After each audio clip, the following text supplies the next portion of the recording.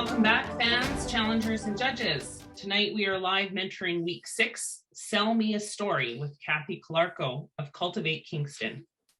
We are excited to dive into this week's brief, but before we do, let's welcome back our wonderful panel of judges.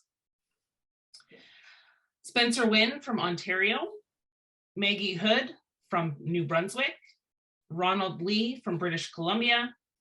Thank you for lending your knowledge and time to us this week, each and every week. We are grateful and humbled that you are here with us. Thank you.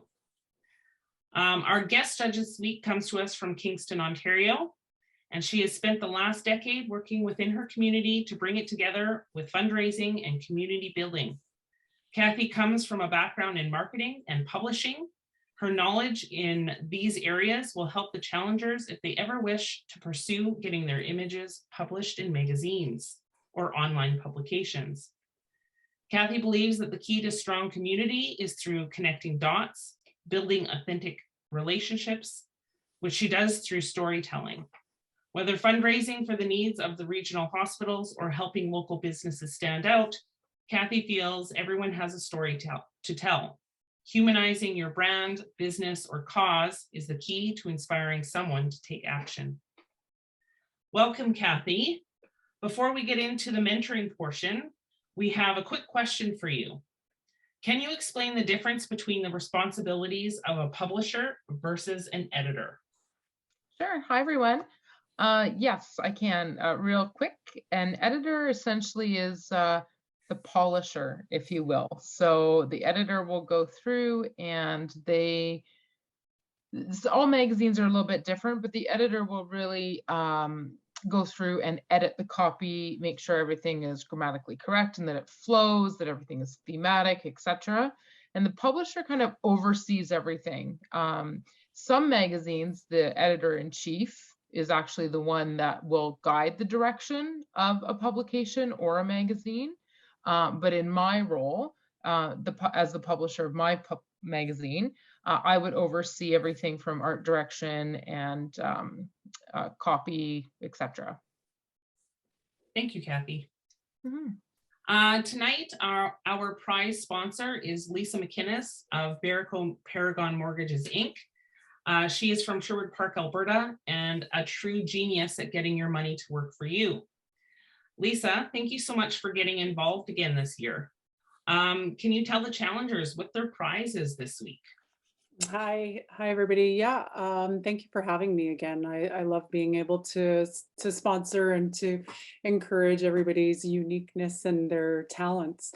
The prize for this week will be a $200 gift card for a local business local to you. So basically, I think we're just going to let Billy know, right? Let Billy know which company you want to support, and we'll get you off the gift card to there. Yeah. Thank you so much for your continued support at TSR. We are grateful to have such wonderful connections with our businesses in our community. More information on Lisa's business on Saturday on the Sponsor Spotlight post. Thank you so much, Lisa, for being here. Thank you very much, everybody. I have to bow out for another meeting, so have a great one. Thank you. Thanks for coming by. So for the brief this week, the challenge was to create a cover image that sells your story, plus 2 supporting images telling the story of something or someone that has impacted or influenced their outlook on life. Challengers were welcome to choose any topic they like, other than those that were used in week 5, as long as it included a marketable image and title that attracts the elusive 1-second gaze, or clickbait. That makes a shopper interested enough in what your cover image is selling to invest 26 seconds or $12 to look at the images in the visual story that you want to tell. This match brief required making compelling, professional quality images and demands the honesty and vulnerability needed for others to connect with your visual narrative. As we now come to the point where we have 6 or less challengers, all images will be reviewed. We will start on those in a moment. But first, we'd like to thank Bonnie and Jean-Francois for submitting images this week. We love that you've stuck around and are continuing to push yourselves. This is Bonnie's images, and it's called My Forever Valentine. Bonnie's images depict a touching story of a couple whose lives are being changed by Alzheimer's. As the disease progresses, it robs people of their memories, and there may come a time when Stan will not remember to purchase flowers from his favorite flower shop for his beloved wife. These images were captured to commemorate this precious moment. And Maggie says, way to make me cry. Great story choice. Next slide, please. This one is Jean-Francois, Live Long and Prosper, which I love because that's like a Star Trek theme. Jean-Francois has shown us in previous weeks that he likes to surround himself with amazing humans, including people who just happen to own chainmail suits, drag kings, and this week's subject, Mimi Killer. Please tell me if I'm saying that wrong. An octogenarian who believes the secret of staying young is acting young. She continues to work out and even recently tried indoor skydiving. Ronald says, an amazing story, and the photos do a good job of showing how active and healthy and in shape this amazing woman is at her age. Next slide. This is of all these submitted images this week. Now let's see who this week's sharpshooter is, who needs practice, and who will be leading the firing line. In no particular order, let's get started. This is Shauna's submission, Rediscovering Alternative Healing with the Power of Mother Earth. Shauna's story is about the reemergence of holistic practices using sound therapy and crystals or stones in what is often considered kooky, despite what appears to be a rise in scientific evidence to the contrary. Shauna, shooting images suitable for a print publication is a bit of a learning curve. What did you find most surprising or interesting about the way you had to approach this week's match brief? I found this week finding the balance between storytelling and sales pitch a bit difficult. I still struggle with my storytelling, so I really wanted to do it justice and not just be trying to sell. And then keeping in mind too, shooting for a magazine, keeping in mind all the layouts while doing justice to the subject and to my style. And because of all those facts, I really found I overthought a lot of this week. I did a lot of second guessing, which was a bit of a downfall for me this week. But it was fun to keep those things in mind and to push myself and to think about these different aspects of photography for a different purpose. Thank you, Shauna. Cathie, when you see an image, do you mentally superimpose words and cropping, or do you let the design team worry about how to make it work? No, for me, especially the cover image, immediately my eye goes to, there needs to be a masthead and there needs to be supporting cover text to tell you what's going to be on the inside of the publication. So I visualize it. Thank you, Cathie. Maggie, the shooters were advised to shoot their cover wide this week to ensure that a publication would have adequate space for cropping and text. Shauna accomplished this, but just missed the mark isolating her cover subject. Can you share what your thought process is when you're prioritizing which lens, focal length, and depth of field to use when shooting? Yeah, for sure. So first of all, I love this set and I loved the story behind it. I thought it was really great. In terms of, choosing different lenses to isolate your subject. I mean, there's different ways to isolate a subject. You can do it, using lighting. So light and dark. You can use depth of field, which is one of the easiest ways to do it. For me, generally, I shoot the majority of my portrait work is around 2.8, somewhere's around 1.8 to 2.8, and that really helps kind of isolate the subjects from the background depending on how close they are. So if a subject is too close to a background and I find it's not blurring enough, I always pull them out from it. So I think this image might have benefited a little bit, and I don't know what the forest looked like, what the lighting was like, and every situation is different, but if it was possible, I might have pulled the subject out a little bit from the trees, just so that you could blur it, maybe make it a little smoother back there. Thank you, Maggie. This is Nikki Lynn's set, Chasing Aurora.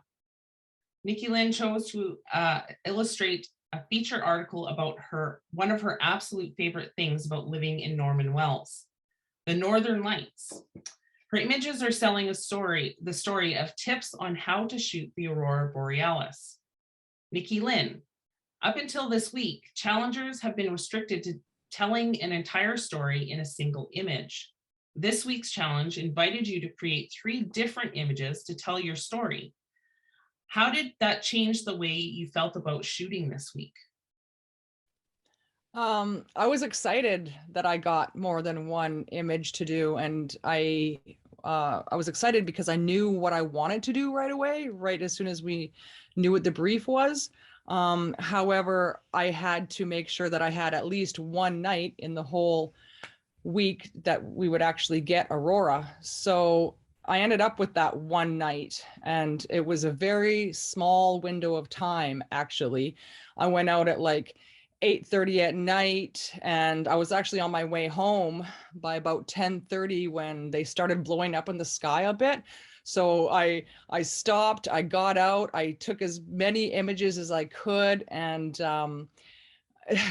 like, you know, this was probably a 20-minute time window that I did these ones, and I had quite a few images, and there was some images with tripods, and I noticed that all the judges were like, you mentioned a tripod, but you didn't use one. But I actually did, but the images with my tripod, I didn't feel like, you know, they weren't as good as these ones.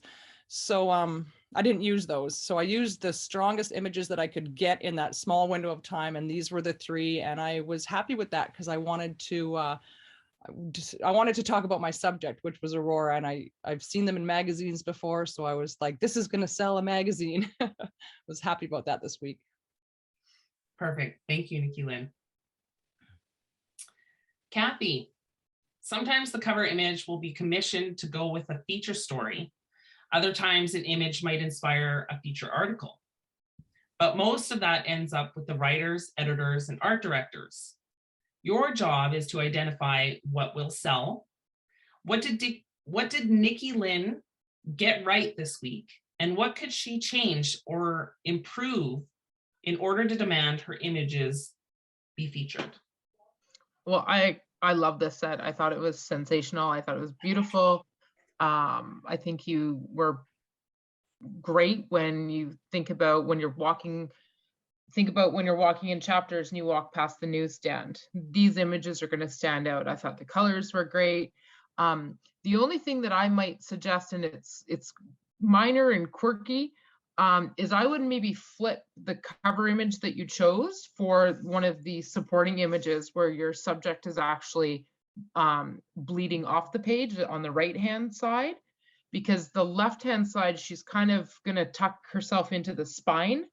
So there's all those little things to kind of keep in mind when you're shooting for a cover. But otherwise, I thought the colors were beautiful.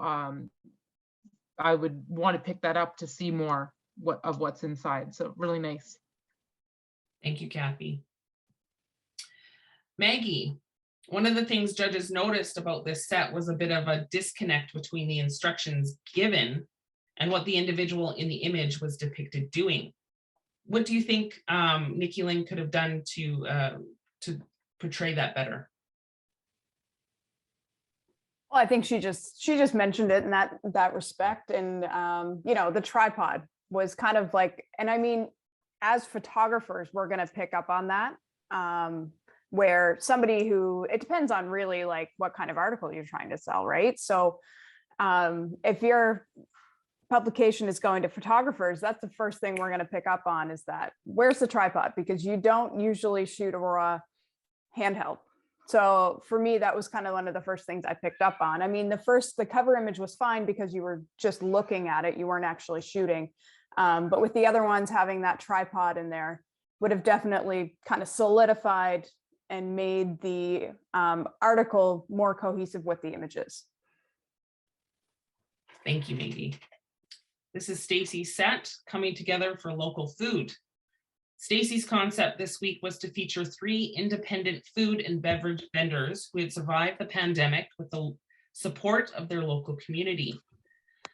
The name of the location was redacted to assist with blind judging, but we can reveal that to you now that the vendors are from Niagara. Stacy, you had originally planned to do a feature on your favorite sushi restaurant, but then decided to take on 3 shoots with 3 very different offerings. What made you decide to change the angle of your story this week? Well, my cupcakes were like my backup plan to the sushi. And once I picked them up, I was like, I'm going to shoot these either way because they're so pretty. So I thought maybe I would have more impact if I went to 3 different places as opposed to just all at the sushi establishment. Right. Thank you. Cathie, the judges had little to say about technical flaws in these images, but all felt that the beer made the series lack a bit of cohesion. When a staff photographer is sent out to capture a series of photos for a specific story, other than expecting technical proficiency, would a photographer be given an opportunity to reshoot some or all of a concept, or would the publication just not hire that person again? Well, that's a bit tricky, because if it's a photographer that I'm experienced with, and sometimes there's an opportunity to reshoot. However, that mostly comes down to deadlines. If it's a shooter that I've been working with and this is just a one-off, like, oh, that doesn't quite go, maybe we could go back and do something. But if it's my first time working with somebody and it's really off, then it might take a lot to get me to hire them again. Thank you. Ronald, you photographed your fair share of food. If you were asked to feature different restaurants for a single project, do you have any suggestions on ways you could keep your images consistent while still taking into consideration the different brands that you're working with? Well, in regards to this context, if you're shooting for a magazine, normally you would talk to the editor or the art director about what they want. And if they're not available, maybe the story writer, might have ideas. But, they would give you some direction. If they don't, then I would ask for direction. So with regards to the ideas here, it depends what the story is about. Like, if it's accompanying an editorial, the photo should follow the editorial. So if the beer makes sense to be in it, then that's great. If it's all finger foods or whatever, it's great.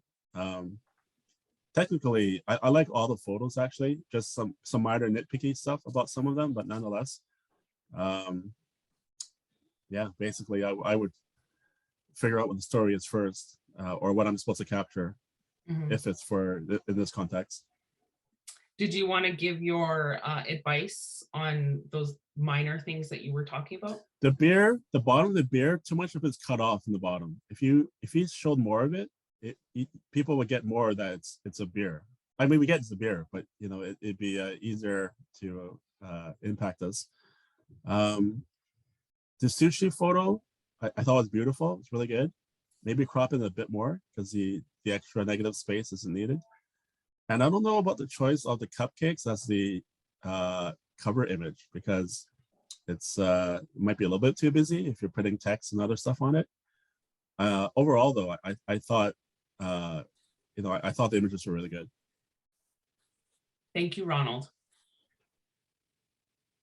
Joanna.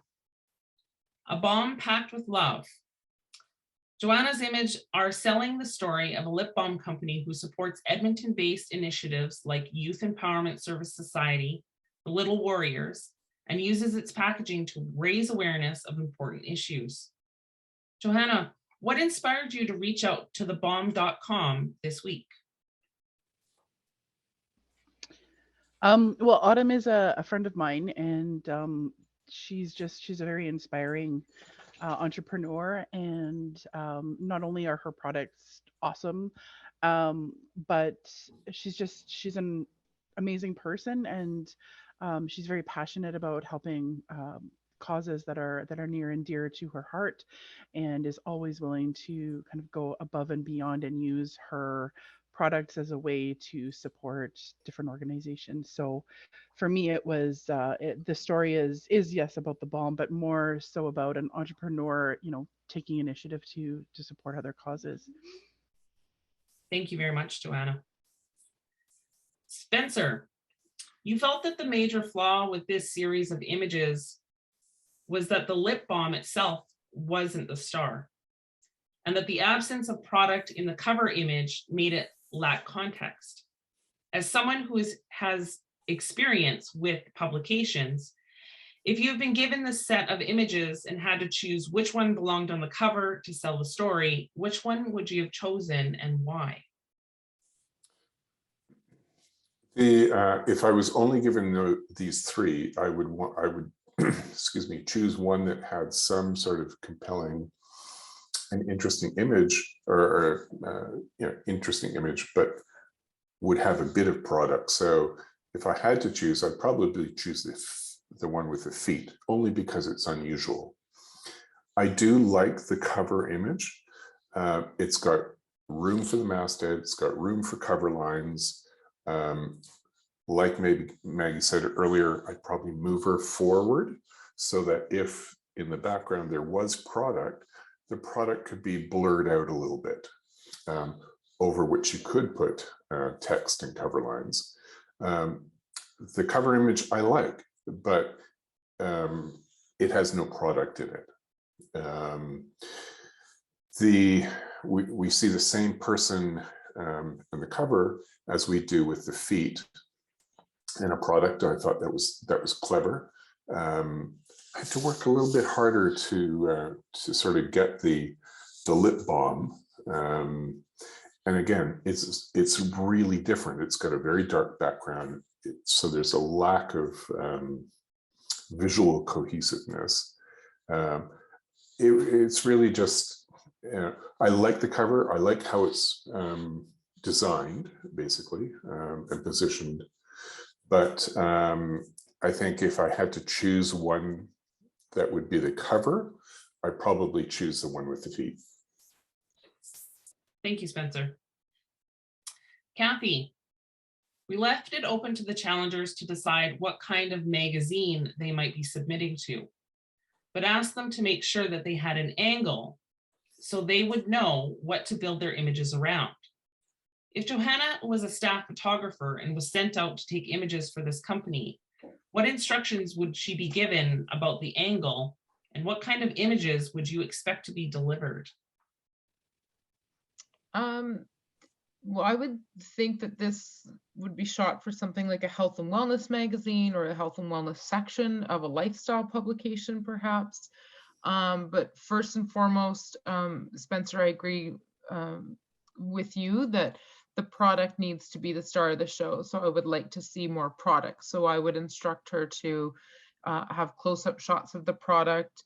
I'd like to see that labeling so it's really clear and so I can see what that brand is.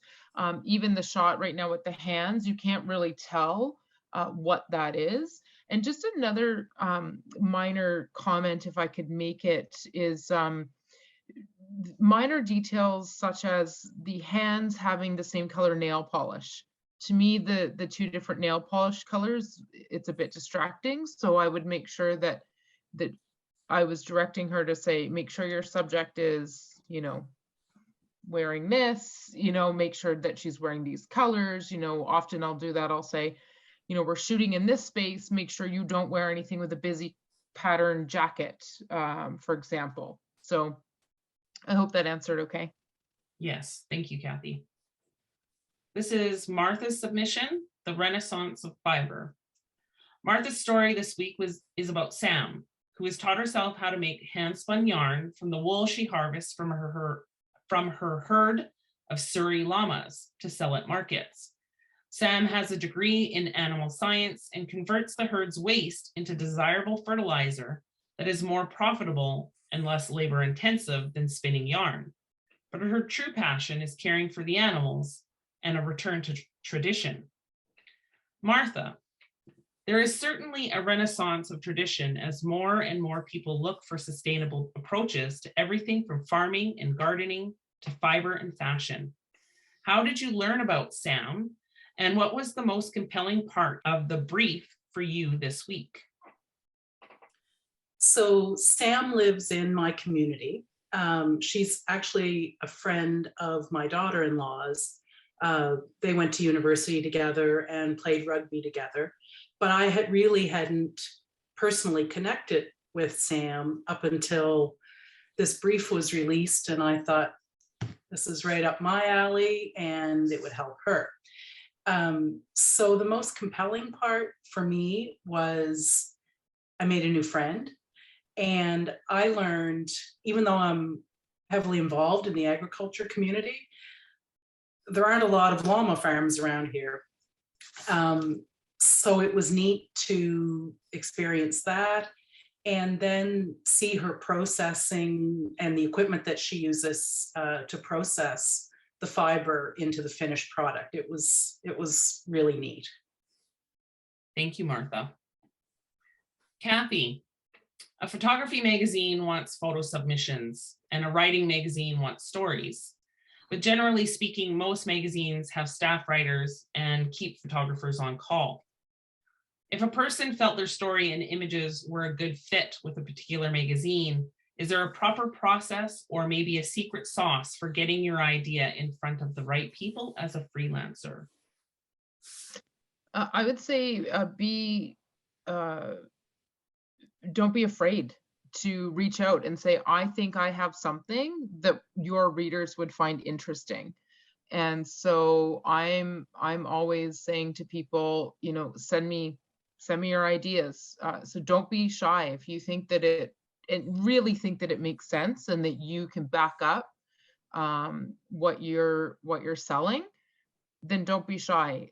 I would say the best person, depending on the magazine, and you can tell just by looking at the masthead, the table of contents, who does what, reach out to either the editor-in-chief or directly to the publisher. And all contact information is published in there. So don't be shy. Go for it. Cathie, do you have any additional thoughts about the submission this week? I love this one.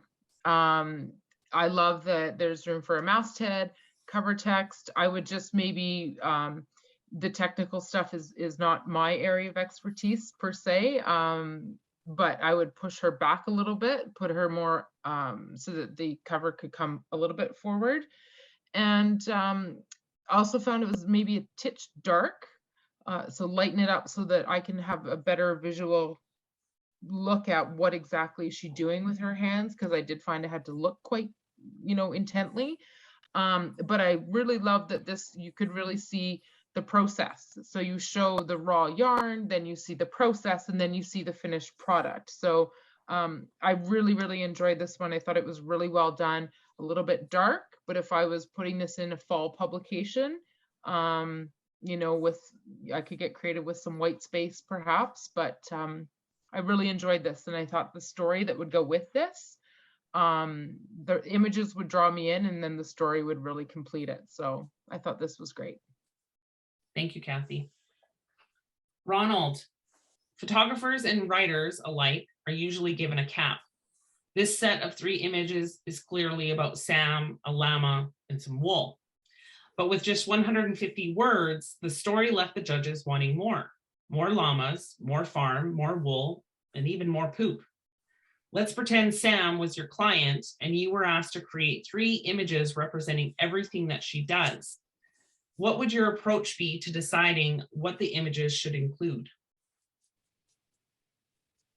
if she was my client and she wanted images, I'd talk to her to figure out what is important to her, what her story is, and try to tell us, as much of that story as possible in those images. So in this case, I thought the images were great detail shots of the main image, supporting the story of the yarn. The other part of her story about the llama beans, the fertilizer, because it's so prominent in the press release, I probably would have got that as well. All right. Thank you, Ronald. This is Virginia's set, Restore and Protect, the Power of Restorative Yoga.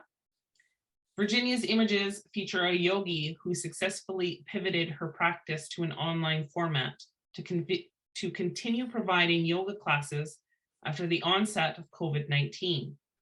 In addition to alleviating anxiety, depression, and stress related to the pandemic, the pitch included a list of other physical and mental health benefits. Virginia, you were very excited to tackle the topic of yoga for this challenge. Did you find it was easier to make the connection with the subject than some of those in previous weeks? Why or why not?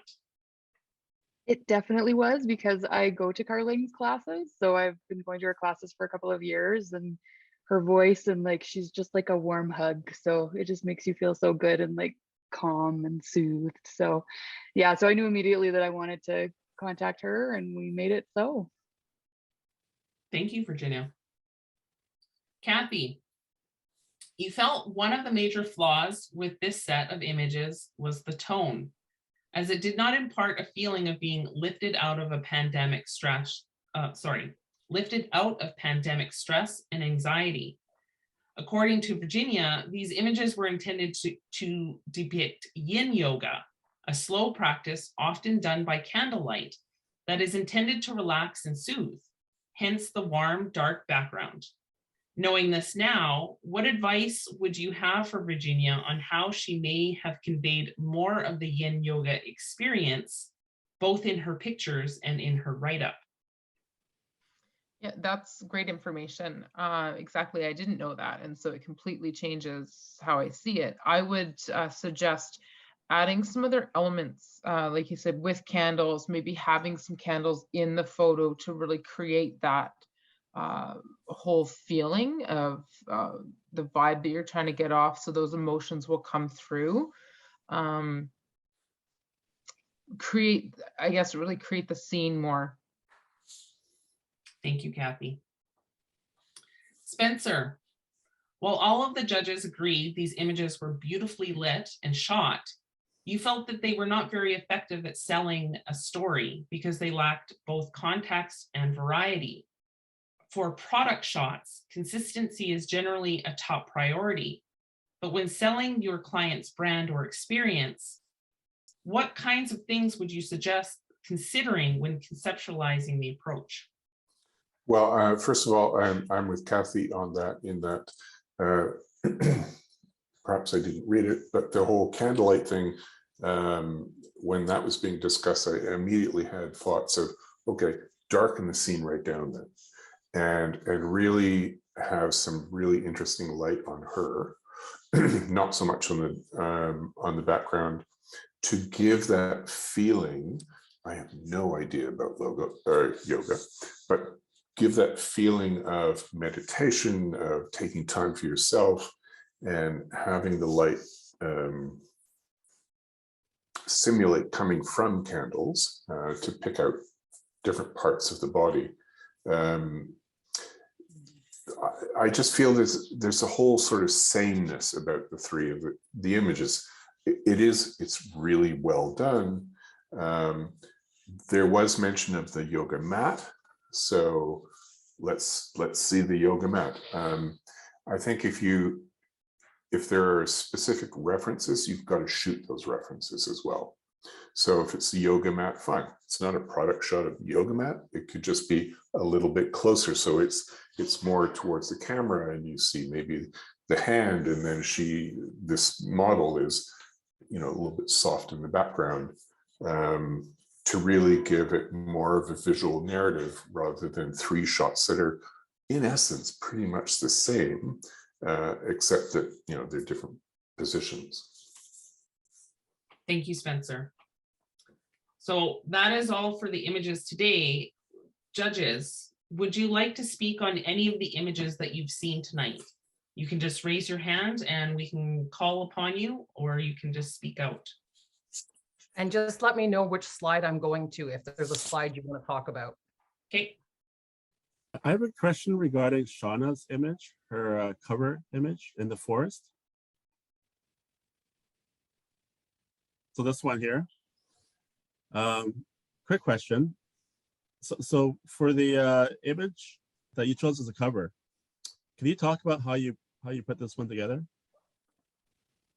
Sure. I noticed you had asked if it was a composite or not, but no, she was actually outside in the woods, and it was a bit dark, so I did use flash, not pointed right at her, but just a little card to bounce a bit back into her face. But no, she was outside freezing during that shot. Yeah. Okay, and just as a geeky technical question, what f-stop were you at? Oh geez, I'd have to go back, but I think I was at probably about F4. Cool. Nice. Would you have done it differently, Ronald? Shot at a different f-stop. I might have blurred it back trees a bit more. Yeah. But it's arbitrary. Like basically it's yeah. I maybe might have blurred it back a bit more. I agree. Yeah. Okay. Can I add something about this series quickly? Yes, of course. What I liked about this is I liked that you showed the cover and your supporting images, you showed the product themselves and then the products in use. So that is something that I would have 100% picked up on when I was putting together these pictures in the publication themselves. And I like that it showed some variety, but it actually showed them in use. So I thought that was well done. Thank you. I'm 100% with Cathie and Ronald in that, you know, we see the model, it's a very compelling shot, and we do see the product in use as well as the product itself. I'm with Ronald. I don't know what lens or what aperture was being used, but even if it wasn't a really shallow one, getting closer. We don't really need a lot of that room. We just need enough room to one side for some cover lines, I would argue probably the left. And I do a lot of location stuff, so I would probably wait for a later time of the day, maybe 5 o'clock in the evening, so the forest is a little bit darker, and then just pop a little flash on her. Don't have to worry about the snow because it's white, but the trees and the forest would be nice and dark.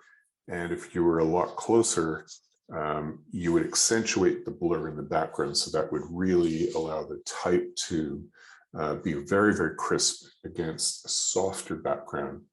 The only other thing I mentioned in that is the choice of the bowl. I mean, this is really nitpicking, but to me, I looked at it. The first thing I thought was, well, it's like a mixing bowl. I don't know a lot about this sort of thing, but I've been to countries where they have singing bowls, where they're very, very distinctive looking. They don't look so much like a mixing bowl. You know, that's just a little bit of a detail though. She is fantastic. The model is fantastic. I love her expression. Great separation from the background. Even more would just be to wait a little bit later in the day and just pop a little bit of light on her. Awesome. Does any of the judges want to see any of the other sets today and talk about them? I'd like to see the Aurora. So I made a comment, and this one is, the cover shot is nice, but the one on the right at the bottom is much more powerful for a cover shot. It has a lot more activity in the Aurora. Cover lines would easily go, or a masthead would easily go over across the top. You could put some cover lines down, And this is the shot. If it's on a newsstand, this is the shot. This is the poster. This is what you want to attract people to. It has a lot more dynamic flow to it than the one that was chosen as the cover. You'd still have lots of room to put cover lines. Again, I probably want to shoot a little bit looser just to get that model without the tripod into the shot a little bit more, so that, I understand about bleed, but you also have to think about trim as well, because trim can be really off sometimes. But I think the lower right would make a much stronger cover shot. Thank you, Spencer. Can I just say, that was my first choice. I was going to use that one, but I thought that because I was not just holding my camera in my hand, that I was actually, I didn't have the tripod. It was being held up to my face there. I thought that would have been kind of noticed more as the cover photo, as, chasing Aurora with just holding the camera. Yeah, there was a couple of little reasons. And I thought that maybe I don't know, my foot is cut off and the little one on the bottom, but that is the one I wanted to use because it was the stronger one for sure. Thanks, Spencer. But Nikki, you know what? I would even argue for that one. You don't even need the model. It's all about the Aurora. Yeah, I know, but I only had so many, I didn't have me without it. I kept going into the pictures, so I didn't have strong Aurora shots that didn't have me in them. Same with the tripod. Like I did have a couple of tripod ones, but the Aurora turned out blurry, or there was things that were wrong with it, so I couldn't really use them. So I had to kind of go with the stronger ones that I had found. But yeah, thanks. Lovely images. Anybody else? Or any other sets that you'd like to discuss? Can you show the whole grid of all of them?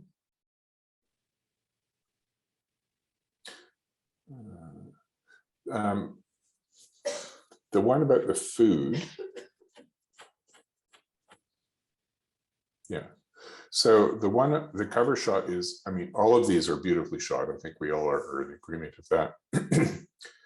The cover shot, I think is, as was mentioned by Ronald, there isn't quite enough room for a masthead and some cover lines. Beautifully shot though. I would have liked the one with I didn't realize, I'm not a big sushi fan. I like my sushi cooked. But to me, I'd like that more as a kind of a lifestyle shot. I'd like to see maybe a little bit of fabric for a bit of a tablecloth, maybe some utensils, maybe some, some stuff on the peppercorns or something on the dish, so that we get a sense of, instead of a product shot, it's more of a lifestyle shot. And the beer, yes, again, it's kind of the odd man out because it's so different. But this series also featured, if I remember correctly, it featured different places or different restaurants in a region. And if that's the case, then perhaps it's not, let's say the cupcakes, maybe it's a shot that's a lower down, so we get a sense of the room that it's in, or the area that it's in. And maybe the beer is on a table outside, so we see skiing, or something that tells a little bit of a story about the location. Because I know that was the location and the region was important. So rather than having basically product shots, we have that, but we also include some location to suggest that this is a destination for people. I would agree with you, Spencer. And in fact, if any of the images that could be in my publication, it would be from this set, would probably be the one that would be the shoe-in. And I agree that it needs some context to it. And depending on how the story unfolded, you're talking about the small businesses coming out through the pandemic. it could have even had that business owner holding a tray of the cupcakes and them kind of, holding their product with them in the background, because they're just as much of their story, if not more, than their product is, right? So I agree with that. This is basically when I was in magazines. This is a service piece. So it has to do the job of the article, but it also, as was just mentioned, have the proprietor or the people or the venue, to really give, it's a service piece. You want people to come here. What's the address? What's the website? And have beautiful photographs as well. Thank you. Challengers, is there anything that you'd like to know from any of the judges this week? I have a question. Go ahead, Martha. So if you were to propose images to a publication, how many would you provide, sort of in your introductory package? What would you generally provide to a publication? I would say that direction would come. So for example, if it was to support a story on a 2 or 4 page spread, I would ask for anywhere between 5 and 7 images. But it depends on the creative art direction that I'm taking, because if I'm doing a restaurant feature, I might ask for more images so that I can see more, if there's more variety of what, is being spoken about, for example, or what we're talking about in the actual piece, then I might ask for a couple of additional images, because I might do a little sidebar with some smaller images or something like that. So if you are proposing it right off the hop, I would just send maybe 3 max, where you're coming and saying, I want to get your attention. I think maybe that's more what you're asking. Sorry, I might have misunderstood you at first. My apologies. Maybe 3 at max, because you don't want to be overwhelming, but you want to capture their attention and just say, here's a sample of what I can do. And yeah, sorry, that was really confusing for me. My apologies. Thank you. It was a 2 for 1. For me, for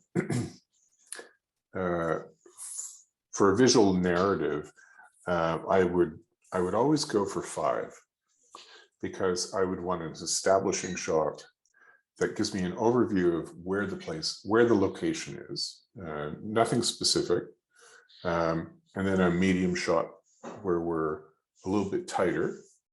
And then if there is a person, maybe it's a chef, maybe it's somebody who's an expert in whatever that story is, winemaker, whatever, beautiful little portrait of them. And then a shot of them doing something, so an action shot. Maybe it's pouring wine into a glass, or it's cutting something, or it's skiing down a hill. And then a really tight detail shot, maybe hands or a little buckle, or in this case, what we're looking at now, the hands pulling the yarn out of that spinner. But I would have turned that 180 degrees so we see the hand, but the hands are in the foreground, and we're looking at the spinner, just to give it a different perspective. But to me, it's wide, tight, interesting, action, that sort of thing.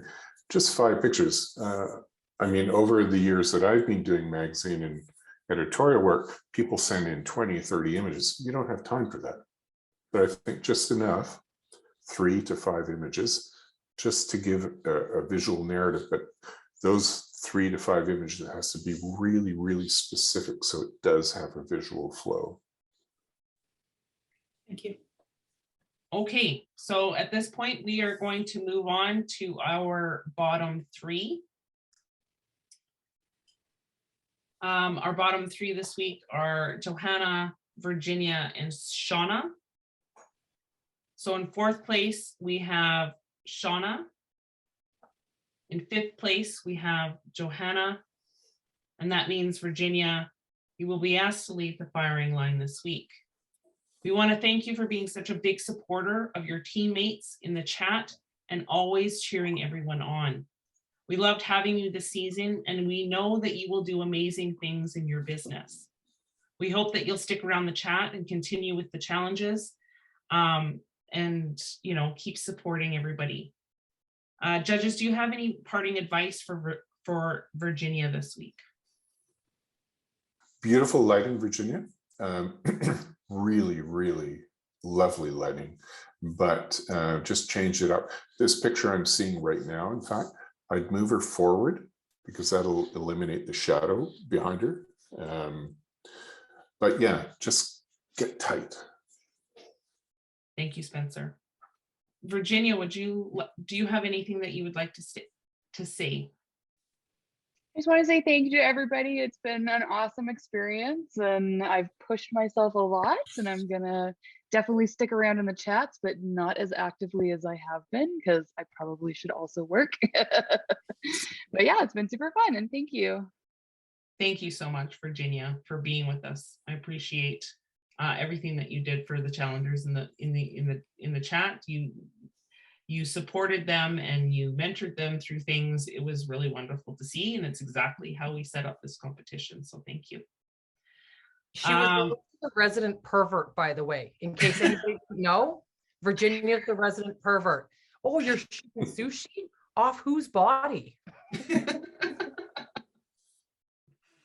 We had lots of fun in the chats. Keep it interesting. Have to. I think we should have had a chance to judge that one. It never got shot this week. We'll have to blame Stacy for that one. So let's see which shooters sold us their story this week. So our top three is Stacy, Martha, and Nikki Lynn. In third place, Stacy. In second place, Nikki Lynn. And that means, Martha, you are our sharpshooter this week. Congratulations. You are the winner of a $200 gift certificate to support a local business in your area. Congratulations. Way to go. Do you have anything that you'd like to say this week? I'm a little shocked. I didn't kind of expect that. Honestly, I thought Nikki Lynn was going to take it. Those Aurora images were absolutely gorgeous. This is sort of my wheelhouse because agriculture is what I do. So I'm really proud that I had a good score with these images. Just to let you know, you have said in the past that you struggle with storytelling. And one of the things that when we went over the images, Hope and I this week, the first thing that we both said was, she told a story with your images. So congratulations, you did a very good job with that this week. Thank you. I want to go visit the llama farm. That's all Hope wants to do is go pet llamas. And buy wool. I can hook you up. So we're going to look at next week's brief now. And yeah, I don't know. Hello, shooters, and welcome to week 7, Expose Yourself. My name is Terry Hofford, and I'm a body image expert, photographer, and author based in Winnipeg, Manitoba. Oh yeah, and I'm a self-portrait artist. Hint, hint. I've discovered that the secret to connecting with others isn't being seen by others, but rather allowing myself to be seen.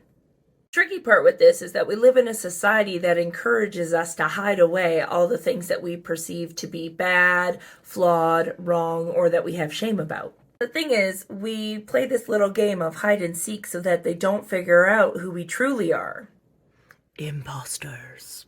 Those who come off as incredibly self-confident like to hide behind a facade. It can be truly difficult to see yourself, but also allow that part of yourself to be truly seen by others. So this week, instead of scratching the surface or digging deeper, I'm going to encourage you to shatter the facade. I want you to expose the parts of yourself that are amazing, magical, ridiculous, gloriously, perfectly magical, and naturally perfect. This week, I encourage you to shift your perspective from thinking of vulnerability as a weakness to seeing it as your superpower. Of course, there are some guidelines. You must appear and be recognizable within the photo. You may use post-processing software to improve contrast or create a composite. However, you cannot make a difference or change the shape of your face or body. And in this week, you must show, not tell. This means that no words can appear in your image and there is no artist statement, just your title. Challengers, it is time to expose yourself. Your images are due no later than 5 p.m. on February 20th, 2022. Happy shooting!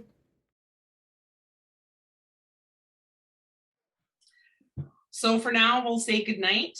We're going to show next week's brief, and we can't wait to gather again next week for week 7, Exposure Yourself with Terry Hofford. Good night, everybody. Bye. And we'll see you next